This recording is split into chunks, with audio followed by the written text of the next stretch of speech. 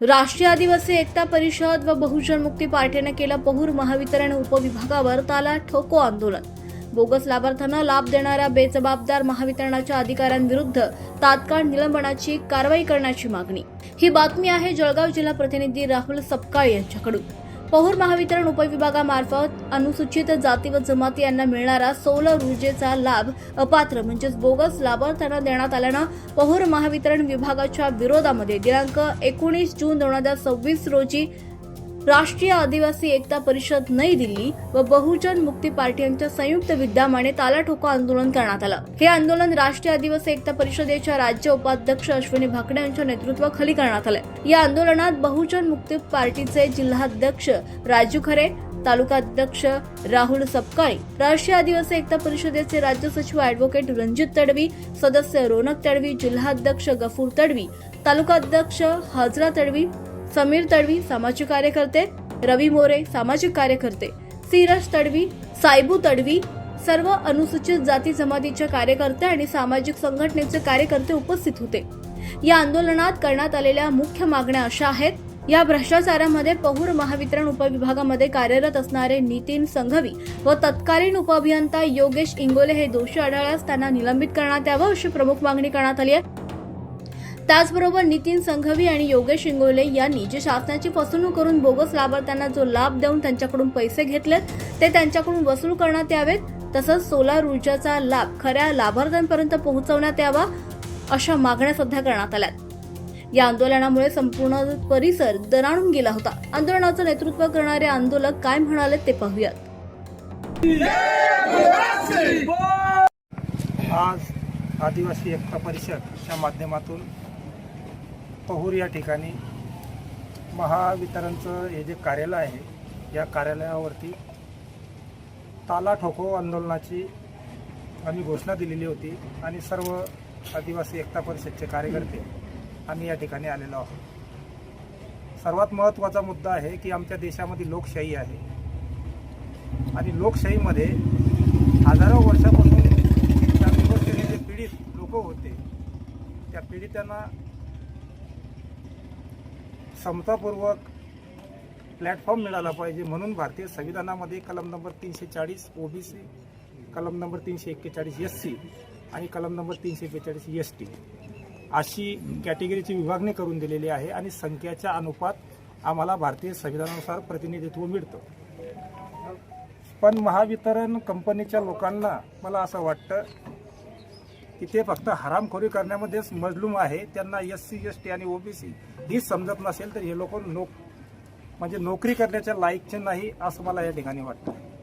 कारण की अनुसूचित जाती आणि जमाती यांच्यासाठी भारतीय संविधानाने विशेष असा कोटा निर्धारित केलेला असतो आणि शासनाने निर्धारित केलेली ही जी सोलर योजना आहे तर अनुसूचित जमाती आणि जातीच्या लोकांना त्यांच्या सर्टिफिकेटच्या आधारावर तो लाभ दिला गेला पाहिजे।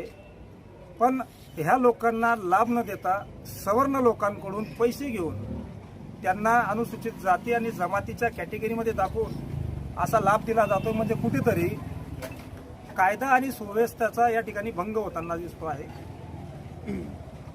त्यानंतर सर्वात महत्त्वाचा मुद्दा असा आहे की ह्या लोकांनी हे जे कृत्य केलेलं आहे हे गैरसंवैधानिक कृत्य आहे।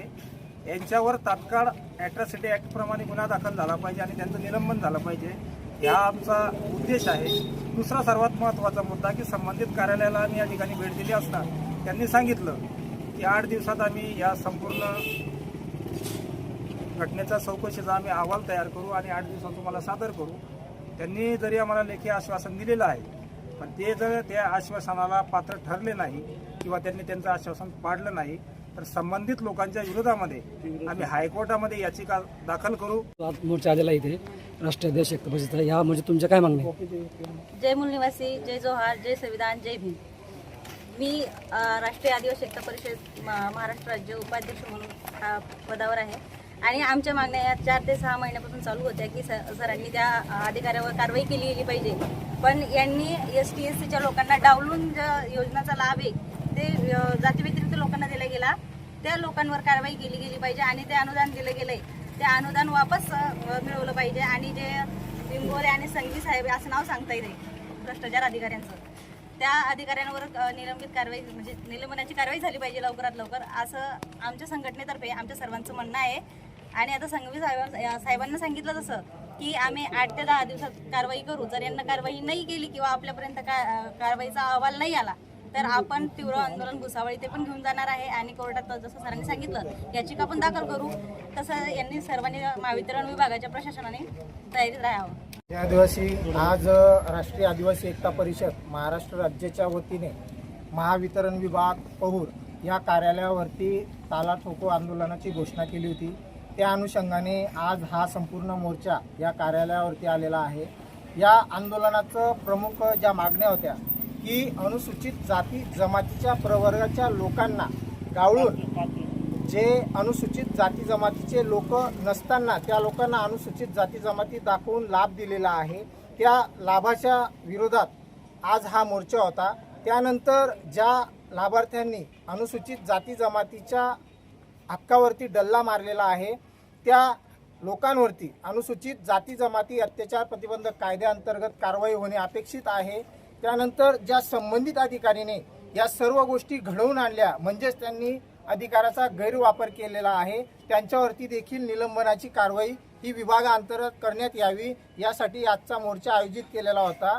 आपल्याला संबंधित विभागाकडून त्यांनी लेखी आश्वासन दिलेलं आहे की 8 ते 10 दिवसामध्ये संबंधित चौकशी पूर्ण करून संबंधित दोषी अधिकारी असतील लाभार्थी असतील यांच्यावरती कार्यवाही करतील. त्यामुळे सदरचा मोर्चा आमचा आज संपलेला आहे, समाप्त झाला आहे अशी मी घोषणा करतो. तुम्ही प्रश्न करा साहेब, आता हा जो आपल्याकडे मोर्चा वळाला आहे राष्ट्रवादी एकता परिषदचा, जे अनुसूचित जाती जमातीचा जो लाभ आहे जो तुम्ही अपात्र लोकांना जो दिलेला आहे, तर यावर हा जो मोर्चा इथपर्यंत आलेला आहे तर तुम्ही त्याच्यावर काय सांगा? आपल्या निवेदनाच्या अनुषंगाने तत्कालीन जे अभियंता होते आपण जे निवेदनात मेन्शन केलेलं आहे त्यांचे नाव सांगा. इंगोले आणि सांगवी यांच्याबद्दल सखोल चौकशी करण्यात येईल. त्यात दोष आढळल्यास तसा अहवाल वरिष्ठ कार्यालयास सक्षम अधिकाऱ्यांना पाठवण्यात येईल. त्याची तुम्हाला पण परत देण्यात येईल. एक साधारण 8 ते 10 दिवसामध्ये प्रोसेस पूर्ण करून. चौकशी करा. हो, चौकशी आहे. कधी करा? 8 ते 10 दिवसामध्ये. आजची तारीख